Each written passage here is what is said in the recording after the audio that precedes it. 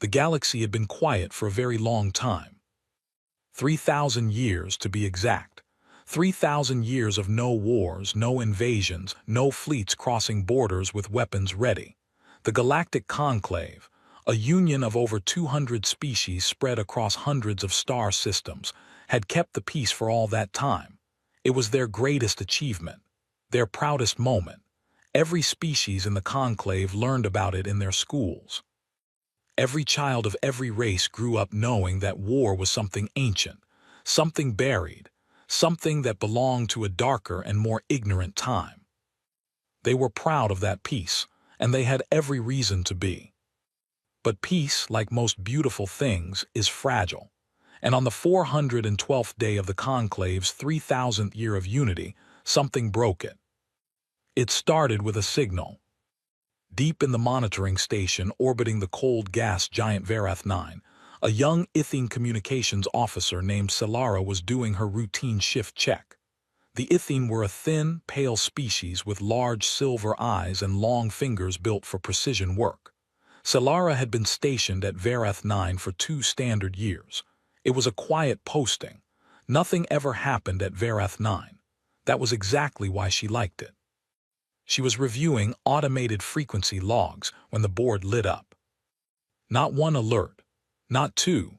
Every single monitoring frequency along the outer rift, the vast, collapsed region of space that marked the far edge of Conclave territory, went active at the same time. Selara sat up straight. Her silver eyes moved fast across the data. Ships, hundreds of them, then thousands. Then the computer stopped counting individual contacts and simply displayed a single word in large red letters across her screen. Armada.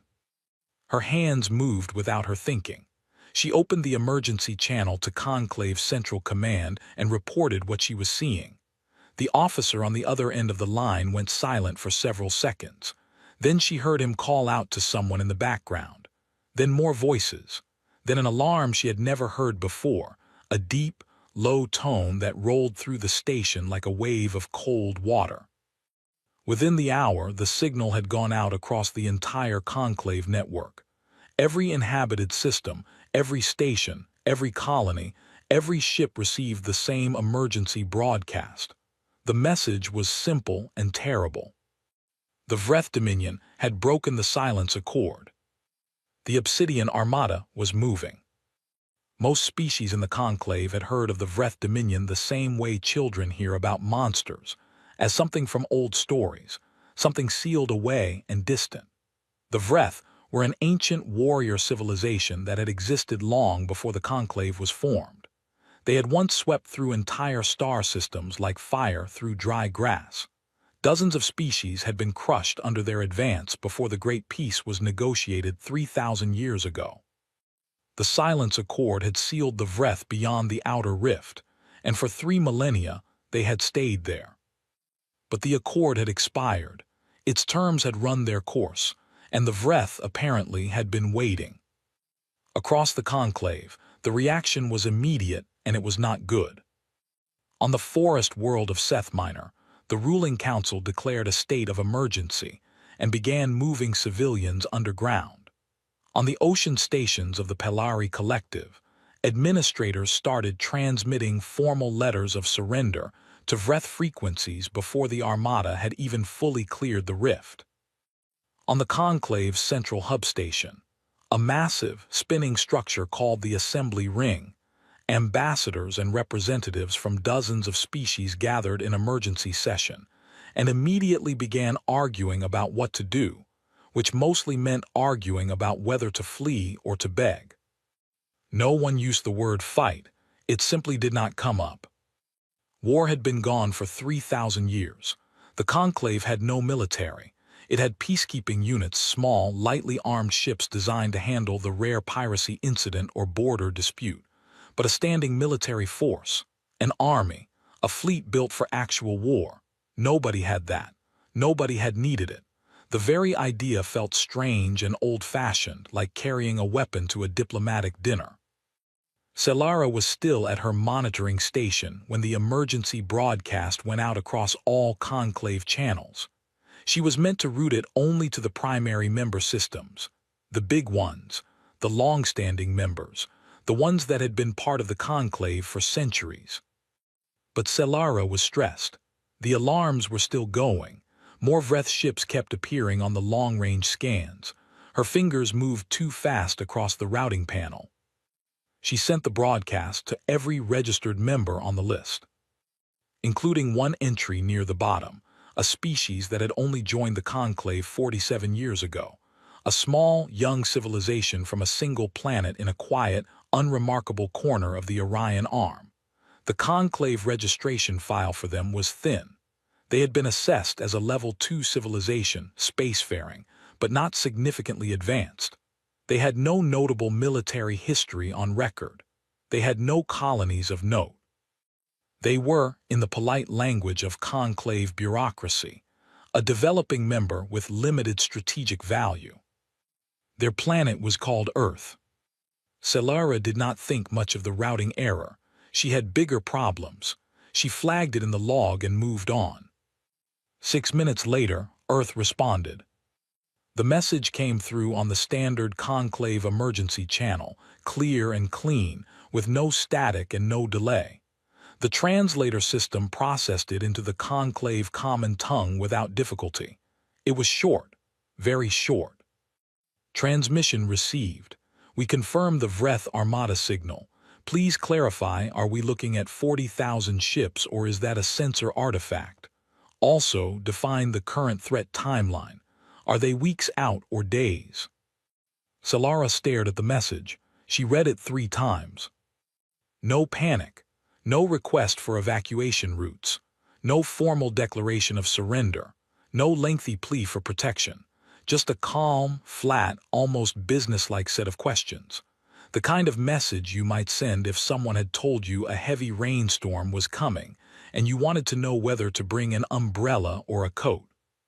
She forwarded the message to the assembly ring without comment, mostly because she did not know what comment to add. At the assembly ring, the emergency session was already descending into chaos. The Pelari ambassador was arguing loudly that immediate mass evacuation was the only logical response. The Seth delegation was demanding that the conclave send envoys to the Vreth to negotiate new terms. The Harvan representative, a species of heavy, slow-moving creatures known for their careful thinking, had said nothing for 40 minutes and was clearly not planning to change that anytime soon. When Selara's forwarded message appeared on the main communication screen, the room did not quiet down immediately. It took the session moderator, a tall Ithene elder named Counselor Veth, nearly 2 minutes to get everyone's attention. Then he read the message aloud. The room went quiet. Not the quiet of calm, the quiet of confusion. "Who are the humans?" asked the Pelari ambassador, genuinely unsure.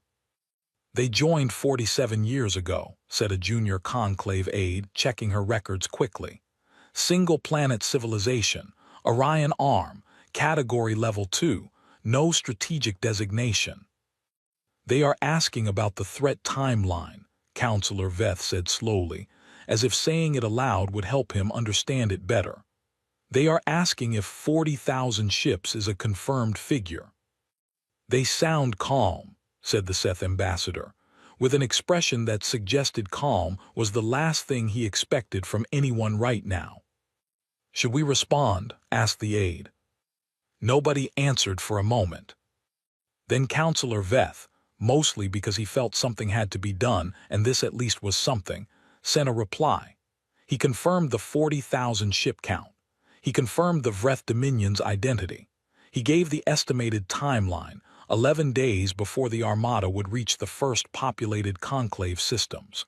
He included the casualty projections that had just been sent over from the Conclave Science Division.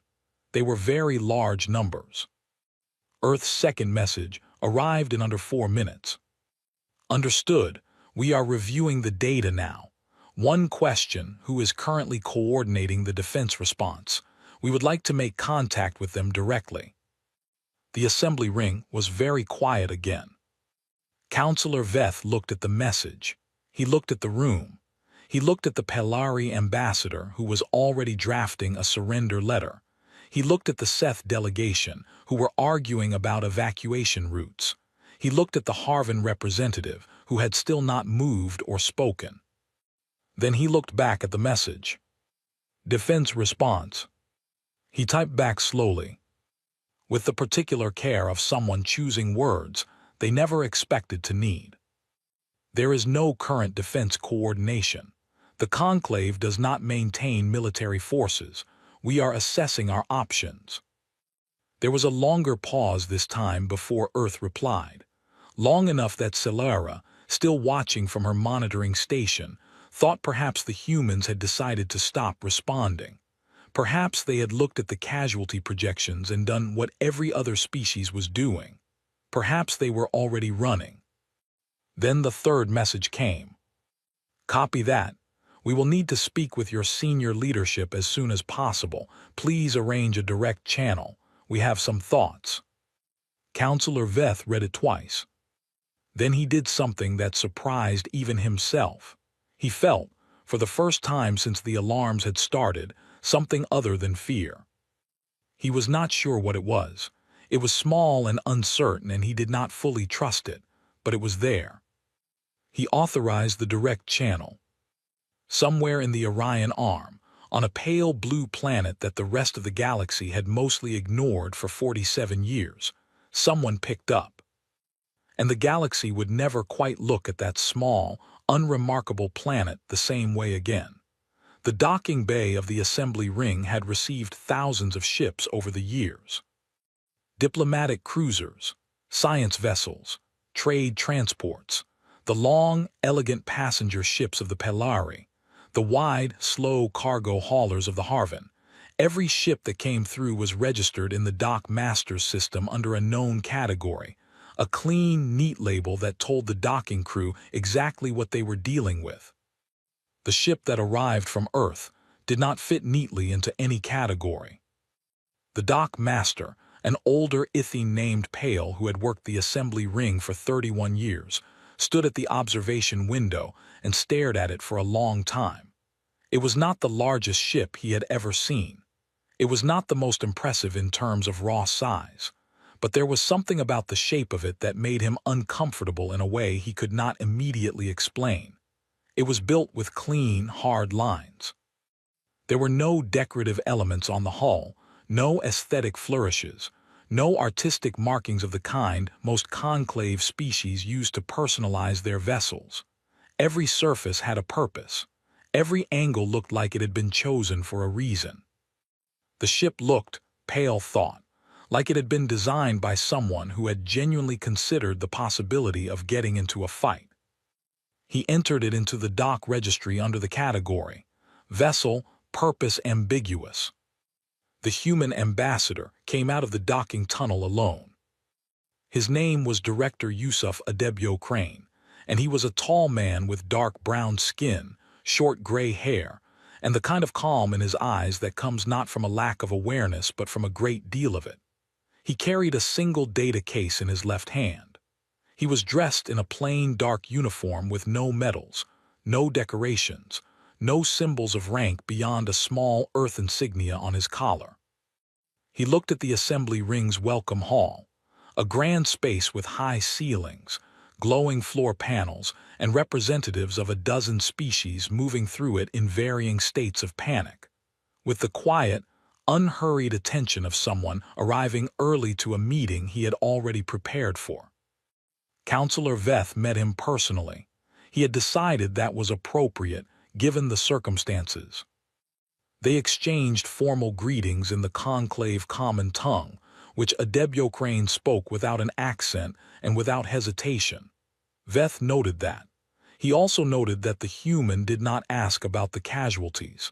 He did not ask about the evacuation plans. He did not ask for a summary of the current situation. He asked very simply how quickly they could get to the assembly chamber. They walked fast. The emergency session had been running for nearly 18 hours by the time Adebyo Crane took his seat at the great circular table. Around him, sat ambassadors and senior representatives from 47 conclave species. Most of them looked exhausted. Several looked frightened. The Pelari ambassador had the hollow expression of someone who had already accepted a very bad outcome and was simply waiting for it to arrive. Adebyo Crane set his data case on the table and looked around the room without rushing. The Seth ambassador spoke first because the Seth always spoke first. He gave a long summary of the crisis, the Armada's size, the projected timeline, the defensive vulnerability of the core conclave systems, the casualty projections. He spoke well. He covered everything clearly. The data was accurate. The picture he painted was thorough and honest and deeply grim. When he finished, there was a heavy silence. Then Adebyo Crane said quietly, "Who is coordinating the defense response?" The Pelari ambassador made a sound that was the Pelari equivalent of a disbelieving laugh. "There is no defense response, Director. We have explained this. The Conclave has no military capacity. We are exploring diplomatic channels and—" "I understand that," Adebyo Crane said. He was not rude. He was not dismissive. He spoke the way someone speaks when they have already moved past a point and are simply checking that everyone else is ready to move past it too. "I am asking who is coordinating the defense, because someone needs to, and if no one is doing it, then we should start now because we have 11 days. Another silence, longer this time. "Director," said the Harvin representative, speaking for the first time in the slow and deliberate way that Harvin always spoke. "With respect, the Conclave has no military. We have no fleets. We have no weapons platforms. We have nothing to coordinate." Adebyo Crane nodded once. Then he opened his data case, placed a flat projection pad on the table, and activated it. The holographic display that came up above the table was large enough for everyone in the room to see clearly. It showed a star map, a wide section of the Orion Arm, Earth's corner of the galaxy. Spread across that map, marked in neat organized clusters, were fleet positions. Hundreds of them. Then the display zoomed out and there were more. And then it zoomed out again. The room was completely silent.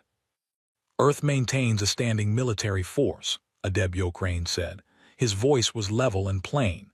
"The Unified Earth Defense Command currently operates 9 active fleets. The 1st through 5th fleets are positioned in the inner systems. The 6th and 7th are on deep patrol. The 12th Fleet is our rapid deployment force. The Rapid Strike Division operates independently of fleet structure. Total active warship count as of this morning is just under 14,000 vessels." Nobody spoke. He let them look at the display for a moment. Then he continued.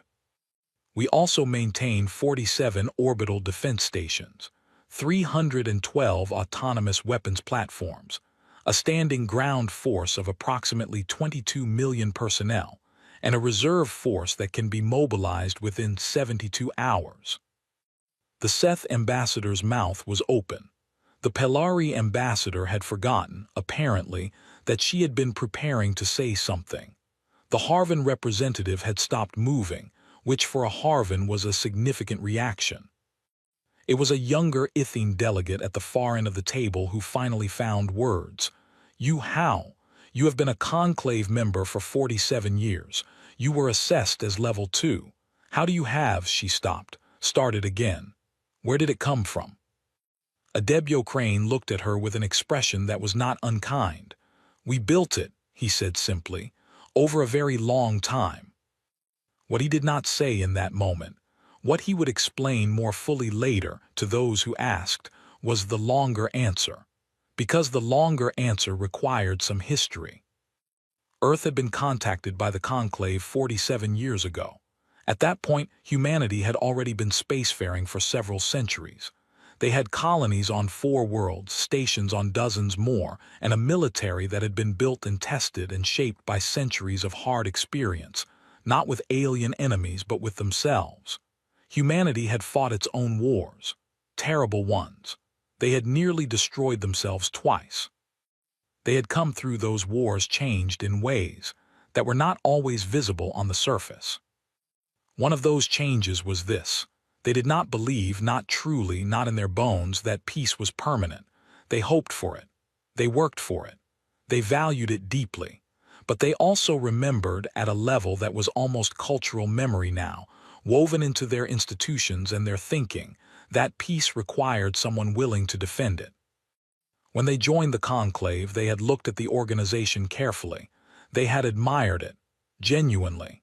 The achievement of 3,000 years of galactic peace was astonishing to them, remarkable, something they deeply respected.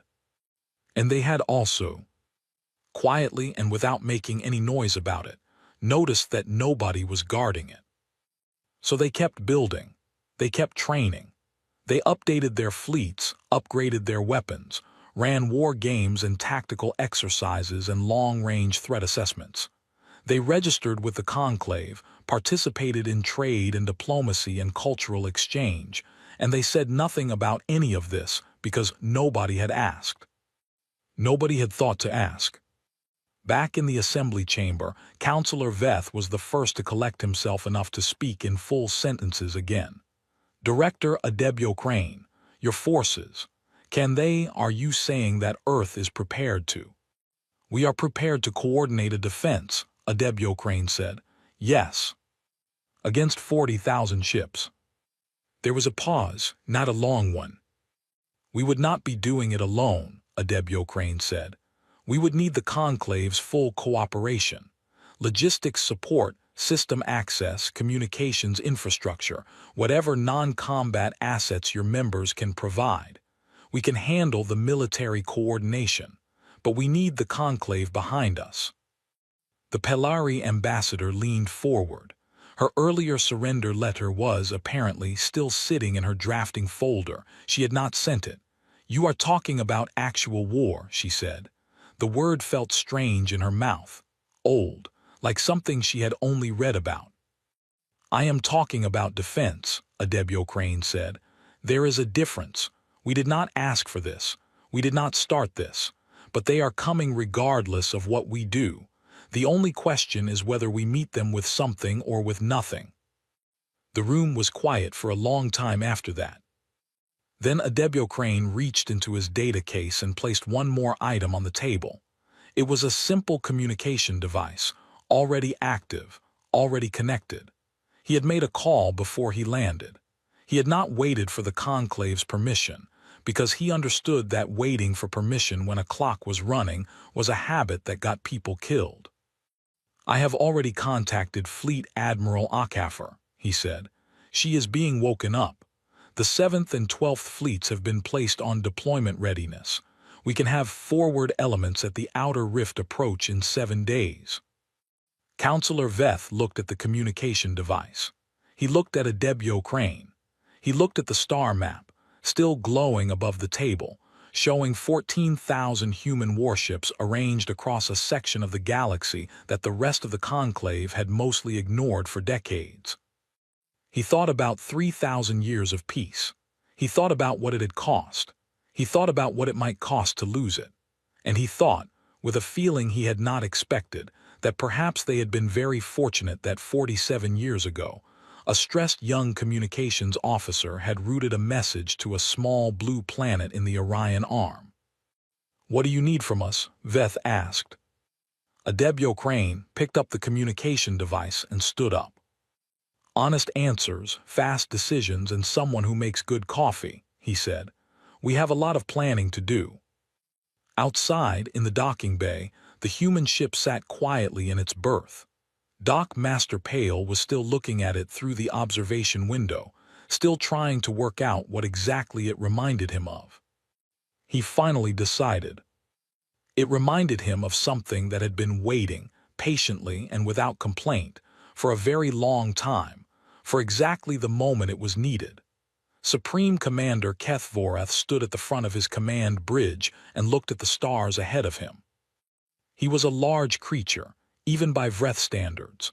The Vreth were built for strength, wide bodies, thick limbs, gray-black skin that was rough and hard to the touch, and eyes the color of deep amber that caught light in a way that made them seem permanently lit from within. Kethvorath had commanded Vreth forces for over 60 years. He had crushed 2 border rebellions, dismantled a rival faction within the Dominion itself, and personally overseen the construction of the Obsidian Armada, the greatest military force the Vreth had assembled in over 1,000 years. He had spent 3,000 years waiting for this moment. Not personally, of course, but the Dominion had. The Silence Accord had been a wound in the Vreth national memory, a ceasefire forced upon them at a moment of temporary weakness, dressed up in the polite language of diplomacy. 3,000 years of sitting behind the outer rift, rebuilding, planning, perfecting. And now the accord had expired, and the Armada was moving, and the galaxy ahead of him was full of soft, peaceable species who had spent 30 centuries forgetting what war felt like. Kethvoreth was not a cruel being in the simple sense. He did not destroy for pleasure. He was a strategist, cold and careful, and in his view what was about to happen was simply the natural correction of a very long imbalance. The Conclave had built its peace on the assumption that the Vreth would stay away forever. That was not a strategy. That was wishful thinking. And wishful thinking, in Kethvoreth's experience, always ended the same way. His intelligence officer, a younger Vreth named Seville, approached with the latest reports. "The Conclave has gone into emergency session," Seville said. "Multiple member species have already begun sending formal communications toward our frequencies. Preliminary surrender signals from at least 7 systems." Kethvoreth made a low sound of acknowledgement. He had expected that. The Conclave species were not fighters. They had not been fighters for a very long time. Fear was a language they would understand quickly. "Anything unusual?" he asked. Seville hesitated for just a moment. It was a small hesitation. Kethvoreth noticed it. "There is one item," Seville said. "A minor Conclave member, a species called humans. Single-planet civilization, Orion Arm, Category Level 2 designation. They received the emergency broadcast and responded within minutes. Surrender communication." "No, Commander. They asked for clarification on the fleet count and the threat timeline."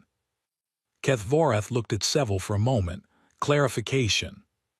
"Yes, Commander." "On the fleet count." They asked if 40,000 ships was confirmed or a sensor artifact. Kethvoreth was quiet for a few seconds. Then he made the Vreth sound that translated most closely to a dismissive exhale. "Inexperienced species. They do not understand what they are looking at." "That is the most likely explanation," Seville agreed. "Shall I flag them for priority assessment?" "No," Kethvoreth said. "A Level 2 civilization on the edge of the Orion Arm is not a variable worth spending attention on. We move on schedule." He turned back to the stars. He did not think about the humans again, not yet. At the rally point that Adebyo Crane had designated in his first planning session with the Conclave, a stretch of empty space between the Harvan outer systems and the Rift Corridor, ships had been arriving for 4 days. They did not arrive the way Conclave ships arrived. Conclave vessels, when they gathered, did so in loose formations, their comm channels open and busy with conversation, their movements unhurried and social, as if the gathering itself was an event to be experienced. There was a warmth to it, even in emergencies, a sense of community. The human ships arrived the way tools go into a toolbox, efficiently, quietly. Each vessel moved directly to its assigned position and held there. No unnecessary chatter, no decorative formations. The fleet built itself like a structure being assembled by people who had done it many times before and knew exactly where each piece went. Representatives from 12 Conclave species were present at the rally point as observers. Most of them had sent their best ships as logistical support, supply vessels, medical transports, communication relays. They had very little else to offer, but they offered what they had without complaint. In the days since Adebyo Crane's address to the assembly, something had shifted in the Conclave's mood. It was not confidence, not exactly. It was something smaller and more tentative. The faint, cautious feeling of people who have been told that maybe, possibly, there is a door that is not yet closed. Selara of the Ithene had requested a transfer to the rally point. Her supervisor had approved it without asking why. He had probably guessed why. She stood now at an observation post aboard the Conclave Logistics ship Steady Hand and watched the human fleet take shape below her through a wide viewport. She had never seen anything like it. She had grown up learning that the galaxy was peaceful, that ships were for travel and trade and exploration, that weapons were relics of a more primitive time. Standing here, watching 14,000 warships arrange themselves into a formation she could not fully understand but which felt, even to her untrained eye, deeply purposeful. She found herself re-examining some of those lessons. Not because war was good. She did not think war was good. She thought it was terrible. But she was beginning to understand that the absence of war and the ability to defend against it were not the same thing. She had spent her whole career in the Conclave, and she had never once thought about the difference. Looking at the human fleet, she thought about it now, and the thought was uncomfortable in a way she suspected it was meant to be. The Seventh Fleet arrived on the fourth day, led by a ship that the human registry listed simply as UESS Indomitable. It was a large vessel, longer than most of the others, its hull showing the small marks and repaired patches of a ship that had actually been used in the roles it was built for. It moved into position at the head of the fleet formation with the unhurried certainty of something that had been here before, or somewhere very much like here, and knew the ground. Fleet Admiral Amara Akefer had arrived. She was not what Selara had expected, though Selara could not have said clearly what she had expected. Akefer was a woman of medium height with close-cut gray hair and brown skin, weathered by decades of service. She moved through her ship with a quietness that was different from the quietness of fear. It was the quietness of focus, of someone whose attention was completely and permanently pointed at the problem in front of them. She held her first joint briefing with the Conclave Observer delegates on the fifth day. She did not use many words. She put the tactical map up, walked them through the geography of the Rift Corridor, explained the Vreth Armada's projected approach vector, and outlined the defensive plan in clear, plain terms. When the Seth Observer asked if the plan would work, she did not say yes. She said, "It is the best available option given the resources and the timeline. We will find out." The Seth Observer found this deeply unsatisfying. Selara found it the most reassuring thing she had heard in days. On the sixth day, new intelligence came in. A Conclave Deep Range probe that had been monitoring the rift sent back its final data packet before losing contact. The data was processed, and Akefer reviewed it alone first, then shared it with her senior staff, then shared a summary with the Conclave delegates. The Armada was 41,200 ships. The earlier estimate had been slightly low. The Vreth had added a second wave, a reserve formation following 3 days behind the lead fleet, presumably as a backstop if the forward Armada encountered any unexpected resistance.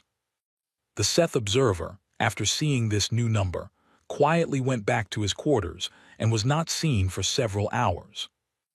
Most of the Conclave observers reacted with visible dread. Akefer looked at the number and made a small adjustment to one section of the tactical plan. Then she went to the ship's small canteen, got a cup of coffee, and returned to the bridge. Her expression did not change. Selara, who had been watching, found herself wondering about that.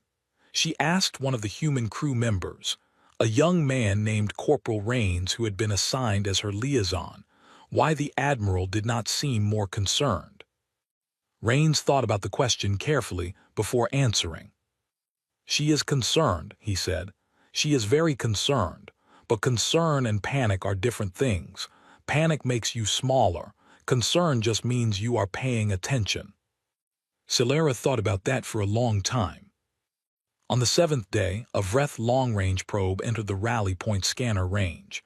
It was small and fast, a dark little machine designed to move through space quietly and record whatever it found.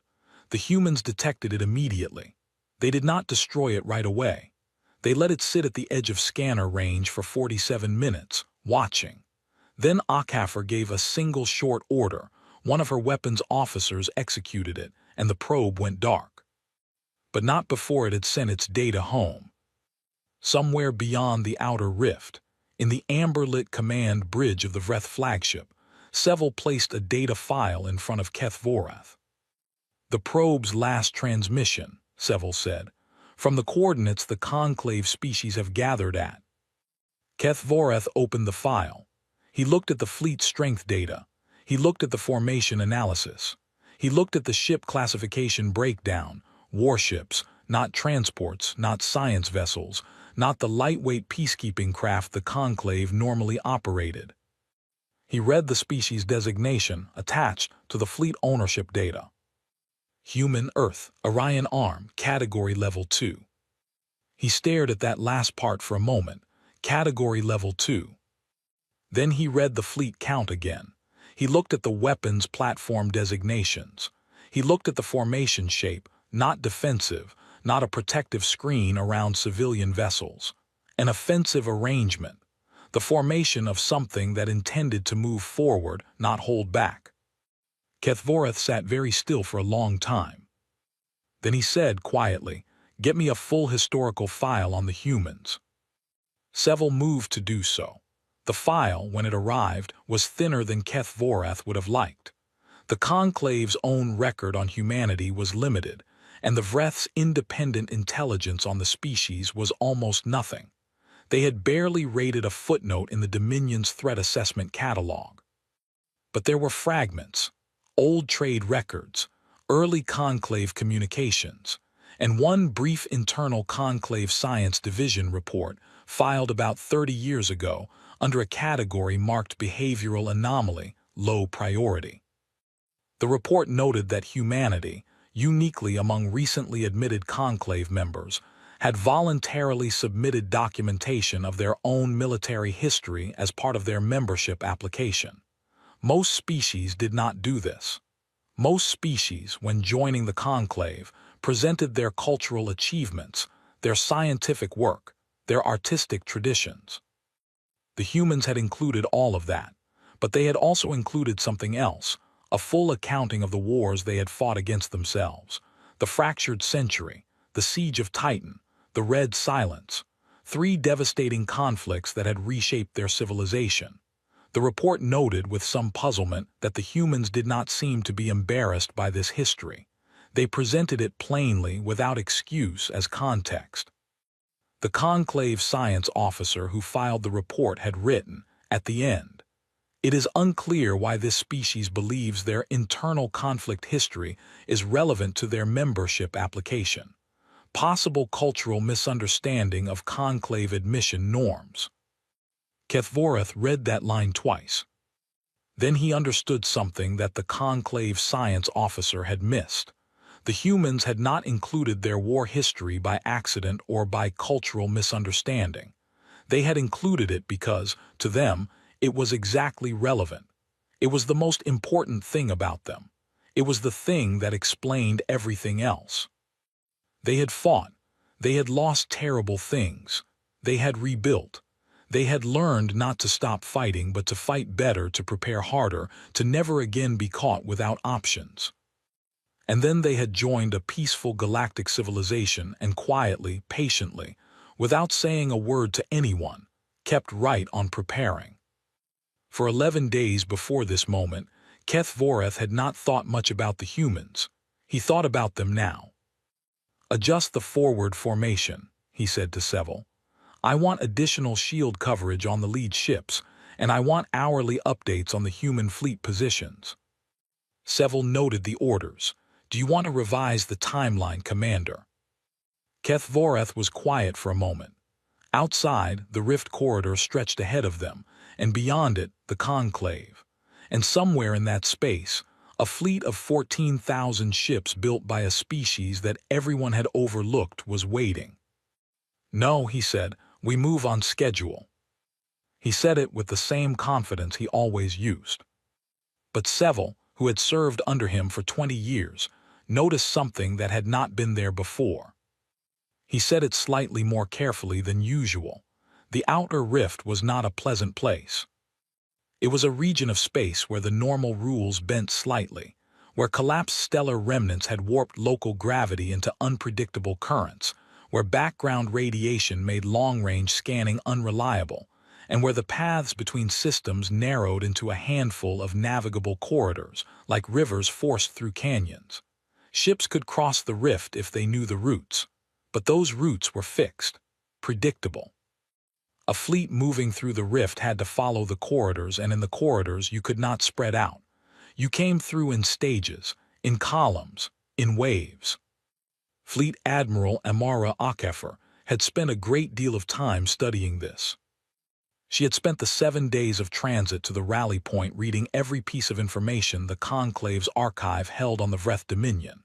Military history, tactical records, the accounts written by species that had faced the Armada in the old wars before the Silence Accord. Most of it was 3,000 years old, but tactics rooted in geography did not age the way other things aged. The rift had not moved. The corridors were the same. And the Vreth, who had always won by overwhelming force and raw numerical superiority, had never had to develop particularly complex tactical thinking. When you could hit something with 40,000 ships, you did not need to be clever about it. Cleverness was the thing Akefer intended to offer instead. She stood at the main tactical display on the bridge of the UESS Indomitable and looked at the map she had been building for days. The lead elements of the Vreth Armada were 8 hours from the rift mouth, the point where the main corridor opened out into Conclave space. That was where Akefer intended to meet them. Not on the Conclave side, on the rift side.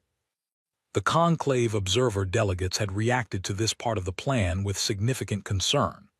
The standard logic of defense was to let the enemy come to you, to fight on ground you controlled, to protect the systems and populations behind you. Going into the rift, into that strange, signal-scrambling, gravity-shifting corridor, to hit the Armada while it was still in transit was not the standard logic. It was, however, the only logic that gave them a chance. In open space, their numbers overwhelm us, Akefer had explained to the delegates, using the same calm, plain voice she used for everything. 40,000 ships against 14,000 is a loss, not a close one. In the corridor, their formation is compressed. Their flanks are blind because the rift walls block sensor reach. Their rear can't push forward to support their front because the corridor won't permit it. They stop being 40,000 ships, and they start being a much smaller number fighting in a very small space. She had paused and then added, "They have never been hit in the corridor. In 3,000 years of military history, no enemy force has ever moved against them during a rift transit. Every opponent has waited for them on the other side." The Harvan observer had been quiet for a moment. Why has no one done this before?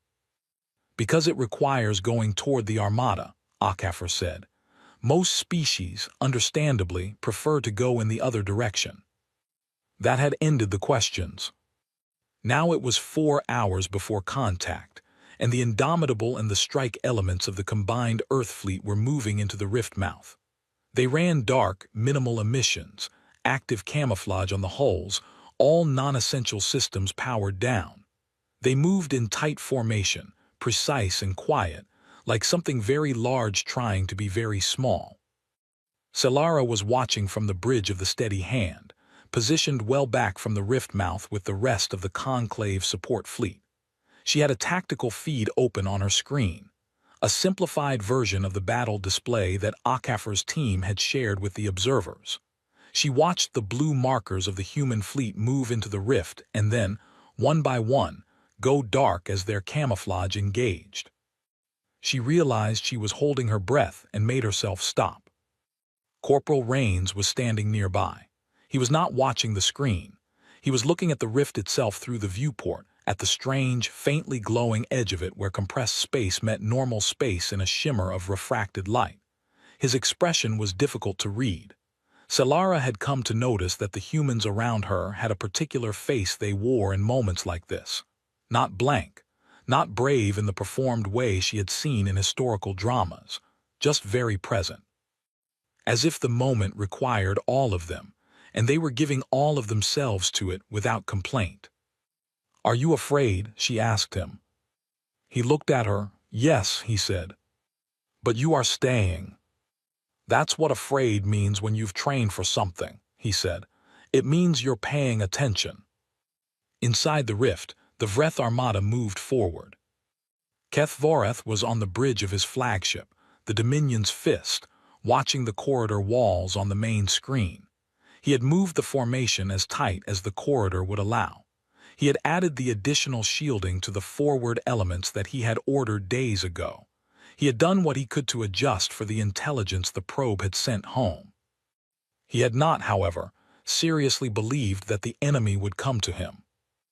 No one ever did. The first alert came from the forward sensor array, a brief spike of energy that the system initially flagged as a rift interference artifact. The sensor officer called it out. Keth Voreth looked at it. Seville looked at it. It was not a rift artifact. The second alert came 2 seconds later, then 12 more in the next 4 seconds. Then the display stopped counting individual contacts and showed a solid wall of energy signatures directly ahead of the lead Vreth formation, close, very close, and moving. "Enemy contact," the sensor officer called out, and his voice had in it the particular note of someone reporting something they had not believed possible until this exact moment. HFY's strike fleet hit the lead elements of the Armada at a range so close that half the standard weapon calibrations had to be overridden because the targeting systems had not been designed to operate at that distance. This was intentional. Close range neutralized the advantage of the Vreth's longer-range heavy weapons. It turned a fleet engagement into something closer to a knife fight, and in a knife fight, surprise and preparation mattered more than numbers. The first 6 minutes of the battle were the most important. HFY had drilled her crews on exactly those 6 minutes for the entire transit to the rally point. Strike fast, hit the formation cohesion first, separate the lead ships from the main body, create confusion in the Vreth command structure. The corridor walls amplified every explosion, light and heat and pressure bouncing off the compressed space on both sides, making the chaos feel larger and louder than it already was. The Vreth lead formation broke. Not completely. The Vreth were experienced fighters and their ships were genuinely formidable. But they broke in the sense that matters first in a battle. They stopped moving forward with confidence and started reacting instead of acting. And while they were reacting, HFY's second phase began. The Vreth ships that pushed through the initial strike emerged from the rift mouth into open space, expecting to find the Conclave support fleet waiting in the conventional defensive position. Instead, they found the doormat. That was what HFY's crew called it, with the particular human talent for giving mundane names to terrible things. 3 weeks before the battle, automated deployment ships running ahead of the main fleet had seeded the space beyond the rift mouth with 712 autonomous defense platforms, small, dark, independently targeted weapon stations that had been sitting quietly in the dark ever since, waiting. They had no crew.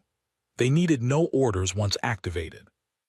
They simply identified Vreth ships and engaged them, one after another, with the patient and unhurried efficiency of machines that did not get tired and did not feel afraid. The Vreth ships that broke through the rift mouth found themselves not in open space, but in a maze of fire they had not known existed. Keth Voreth understood in the first hour of the battle that he had made an error in his assessment, not a catastrophic error, not yet a fatal one, but a real one. He had looked at the human fleet data and seen numbers, 14,000 ships against 40,000. He had done the mathematics of force multiplication and found them insufficient. He had not, because he had not thought he needed to, looked further. He had not asked how those 14,000 ships were organized, or what doctrine they followed, or what kind of thinking sat behind their deployment. He was asking those questions now, very urgently, In the middle of a battle he had not expected to be fighting on ground he had not chosen. The second hour of the battle was brutal in both directions. Human ships took heavy damage. The Vreth were not breaking and running. They were fighting back hard, and their ships were well built and their crews were skilled. HFY lost 11 ships in the corridor in the second hour. She had planned for losses. She had not planned lightly or without care. But she had planned with clear eyes, which meant she had planned knowing that some ships would not come back, and she had organized the fleet so that those losses did not break the overall structure. She stayed at the bridge of the Indomitable through all of it. She did not shout. She did not pace. She moved from display to display, made decisions, issued orders in a quiet voice, and drank 2 cups of coffee that she did not particularly taste. At the 14-hour mark, HFY made his assessment. He had lost nearly 18,000 ships. 18,000, just under half the armada. The corridor had turned his greatest advantage, numbers, into a liability. He could not feed his full force into the fight because the corridor would not allow it. His reserve formation, the second wave 3 days behind him, was still in deep rift transit and would arrive to find whatever was left of the lead armada in pieces. His supply lines were compromised. His command structure had taken 3 direct hits, and 2 senior officers were dead. And ahead of him, the human fleet was still fighting. At hour 17, HFY called Seville to his side. "Prepare withdrawal orders," he said. Seville did not show surprise. All forces, full tactical withdrawal. Signal the second wave to hold position in the rift. "Commander, shall I compose a communication to the conclave?" HFY was quiet for a moment. He looked at the tactical display. He looked at the numbers on it, his numbers, shrinking, and the human fleet's numbers, smaller but holding. "Not yet," he said. "Get me distance first." At hour 19, the Vreth withdrawal was underway. The Obsidian Armada, the force that had ended the 3,000-year peace, that had made 200 species across the galaxy reach for evacuation plans and surrender letters, was retreating back through the outer rift. On the bridge of the Steady Hand, Solara watched the tactical display in silence. The Vreth markers were moving backward. The conclave support fleet around her had gone very quiet, not the quiet of fear this time. A different kind of quiet. The kind that comes when something you did not fully believe was possible has just happened in front of you. Corporal Rains, standing nearby, let out a very slow breath. It was not quite a sigh. It was the sound of someone who had been holding something tightly for a long time and was, very carefully, beginning to let it go. On the Indomitable, Fleet Admiral HFY received the withdrawal confirmation and stood at her bridge for a long moment without speaking.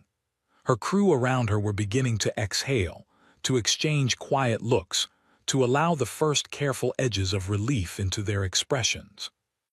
HFY looked at the tactical display.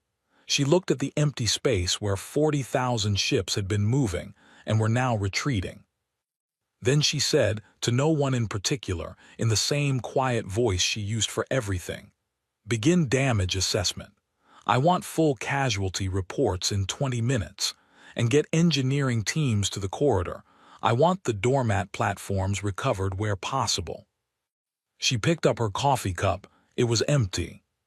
"Someone," she said, "please make more coffee."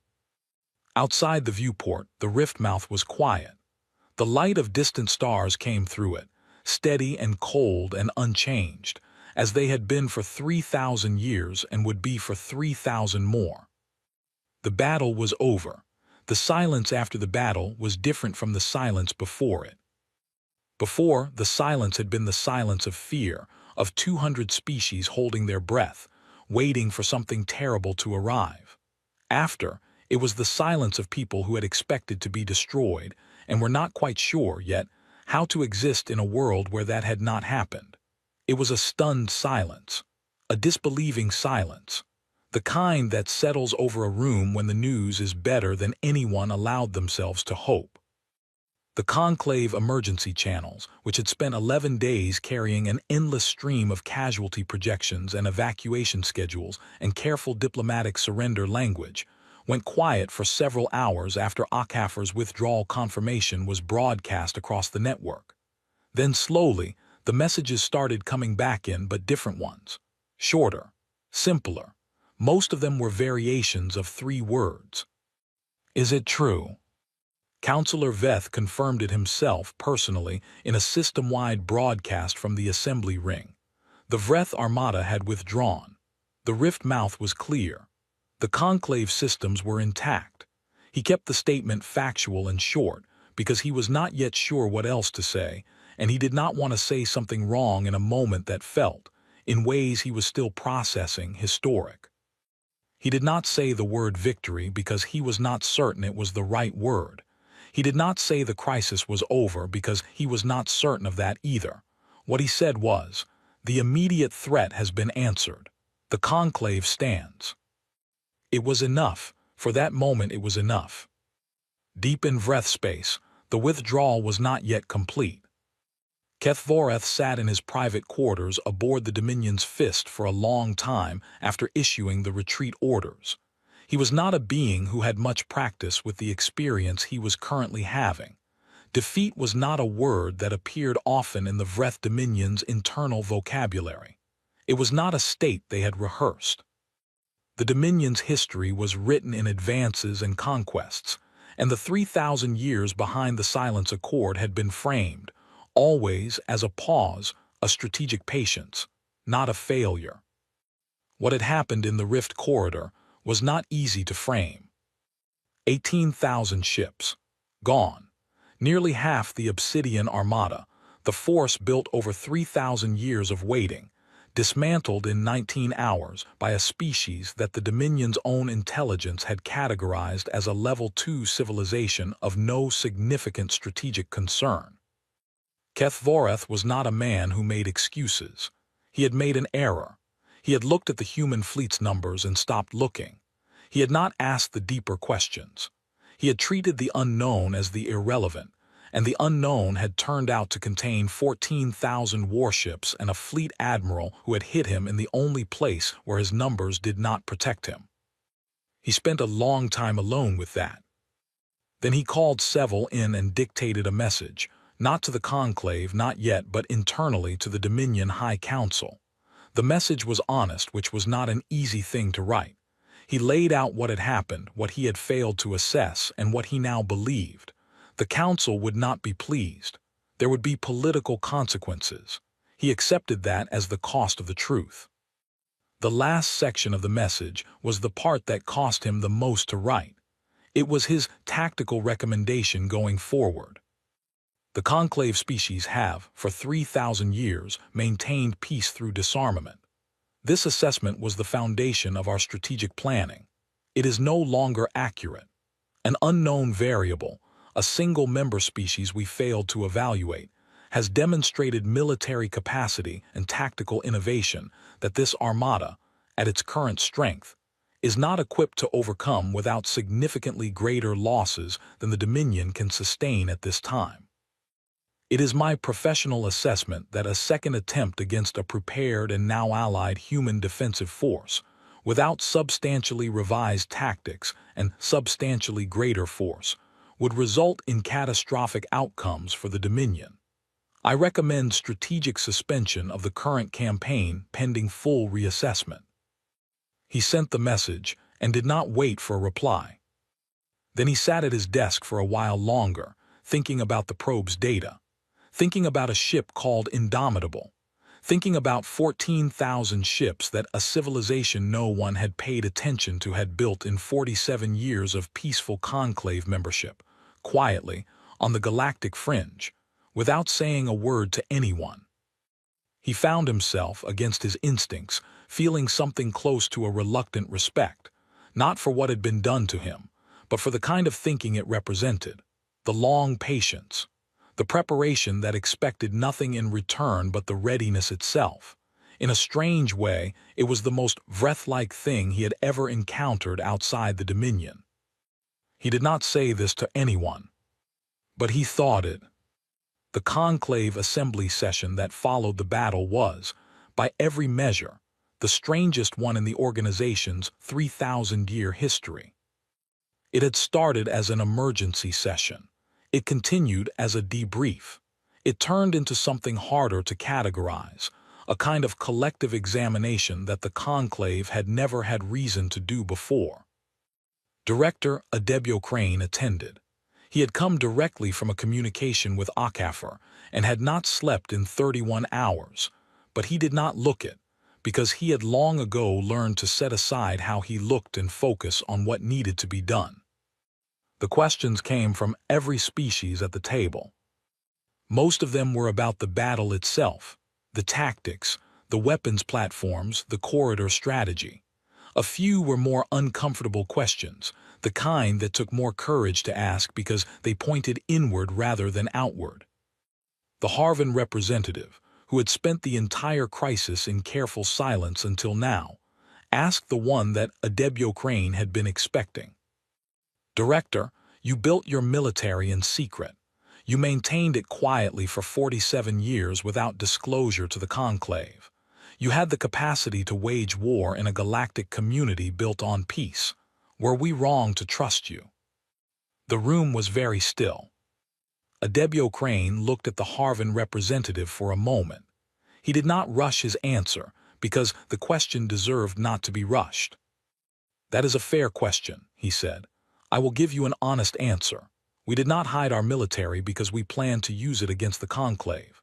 We never intended harm to any member species. You can look at 47 years of our behavior as a member and find no action that contradicts that. We maintained our defense capacity because our history taught us that the intention to be peaceful does not protect you from those who are not. The conclave is not wrong to ask the question.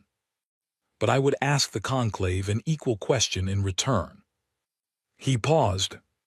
If Earth had disclosed its military 47 years ago, what would have happened? Silence. Then slowly, understanding crossed several faces around the table. You would have asked us to disarm, said the Seth ambassador quietly, not accusingly, just stating the fact. It is the conclave standard for membership, Adebio Crane said. Disarmament, peaceful intent. We agreed with the peaceful intent. We could not in good conscience agree with the disarmament.